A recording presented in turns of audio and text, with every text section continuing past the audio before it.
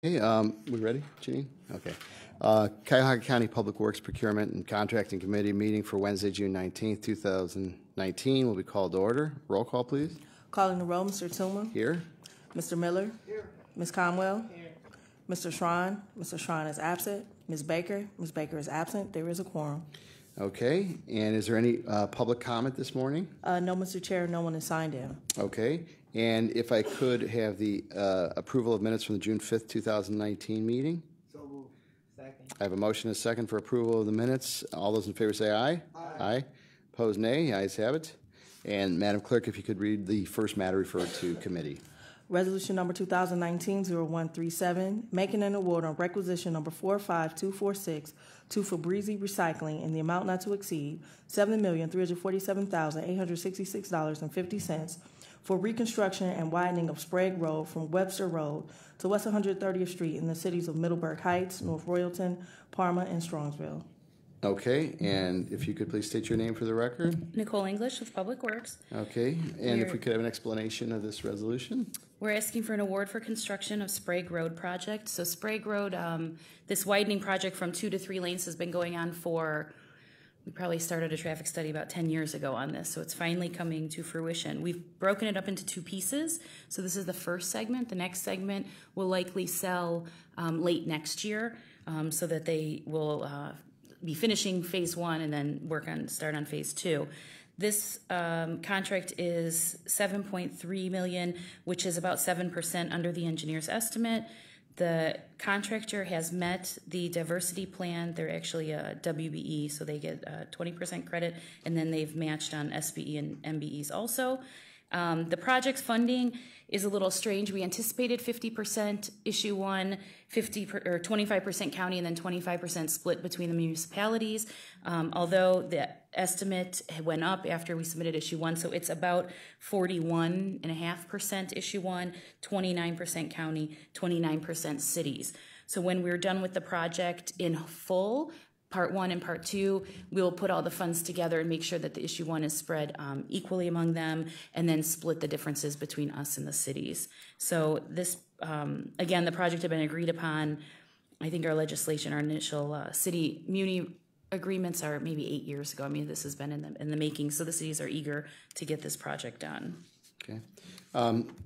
How much was it under the engineer's estimate? 7% under. So the engineer's estimate was $7,888,353, and the bid has come in at $7,347,866. Okay, and then so it's 41.5% issue 1. What was it? 29% county? Correct, and 29% cities.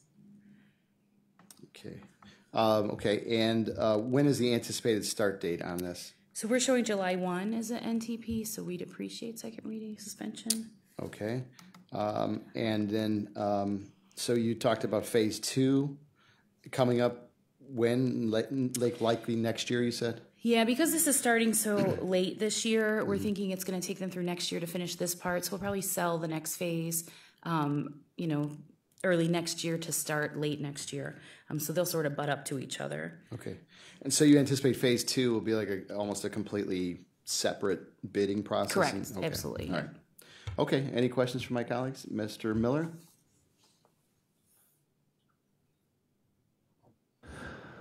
So, Mr. Chair, Ms. English, do you expect the funding mix to be the same on the next phase, or is it going to revert to the 50, 25, and 25? So we have already been awarded the issue 1 for the next phase because we had applied for it last year, and it is a higher percentage. It's more, you're capped at 50% because it's a widening project, so we couldn't have asked for more than 50, but we had a better estimate, and we sort of put some contingencies in there knowing the bids were coming in higher.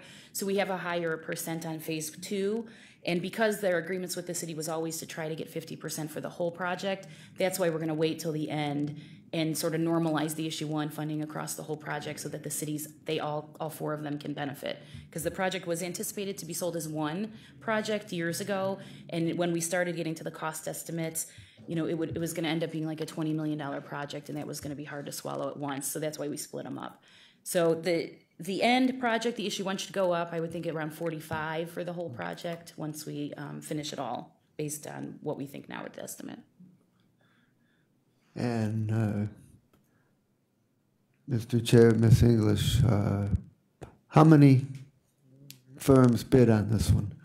This one was 8 bid packages, taken out 6 bids submitted, and this is the lowest and the best. And how close was the next highest bid? Sorry, I don't have the bid tab with me, I apologize, but Lenora might have that for us. Okay, if you could just state your name for the record. Lenore Lockett, Office of Procurement and Diversity. The second low bidder came in at $8,088,420.20. So you had a pretty wide range. This one was the lowest by a very comfortable margin. Yes. Okay. Yeah, we understand on this project that hauling was a problem. If they don't have a project close, because it's widening, they're taking a lot of dirt out, and so our understanding is Fabrizi does have a project close, which is probably what gave them a competitive advantage. And so are there going to be 3 lanes in each direction after this is completed? No, 3 total lanes. So right now it's just 1 lane in each direction, which is a pretty narrow lane. They're around 10-foot lanes. So we're going to put a 2-way left turn lane in the middle, and then there'll still be a 1 travel lane in each direction. And then we're adding sidewalks. So it'll connect sidewalks all along and then put that turn lane in the middle. So that should help alleviate congestion. So how much wider is the road going to be? I want to say it's going from just around 20 to maybe like 34 feet. I could get you the exact if you want, but it's very narrow right now. And part of our issue 1 application was showing that the safety of the road, it was somewhat built as like a country road way back when. And now the traffic has increased significantly. And I mean, trucks really can't even go down it because it's so narrow with ditches adjacent. So this is going to be a much safer, better flow. And how much did we have to pay for right-of-way? We're still finalizing. The right-of-way actually was fairly wide, even though the lanes were small. So we've paid a lot of temporaries, $300, $400. The corners is where we were paying, where the commercial properties are, because there is a gas station. I want to say there's a drugstore on one of the corners. So I could get you total cost, but I want to say no more than $200,000 was the right-of-way. So you're saying that even though the road was fairly narrow, you actually had most of this territory already under control? Right. They had a 60-foot right-of-way established way back when. So that helps. The hard part is explaining to the homeowners because, they see where the road is and then they think, well, you're widening, you must be taking my property. But we're not really because the right-of-way is wide there. So it wasn't too bad. And we're continuing, we'll have phase 2. We have not started buying that right-of-way yet, so there'll be some more right-of-way costs on phase 2. So from the homeowner's perspective, it actually looks like you're taking some of their property because this was probably part of a pretty wide tree lawn. Right. But in fact, you're not. Correct. And sometimes it's, it's hard to explain, but we do have our surveyors go out and stake the right-of-way to show them, this really is where the right-of-way line is. Here's where the road is going to be. So we've done a lot of outreach with them. And we will have a public meeting. Since this is a big project, we'll have another public meeting out there once we have the contract signed with the contractor just to, again, talk residents through maintenance of traffic and what's going to happen and contact information. And is Fabrizi a local company, Cuyahoga County? Yes. Okay. Middleburg Heights. Okay. So they're right there. Yeah. Yeah. That helps too. Yeah, I'm sure it does. Okay, thank you. I got a quick question for you. On Sprague over there, are there is it a culvert right now next off the road, or is it underground? And that's not impacted in any way by the widening? There is not culvert work as part of this project. No, I don't believe.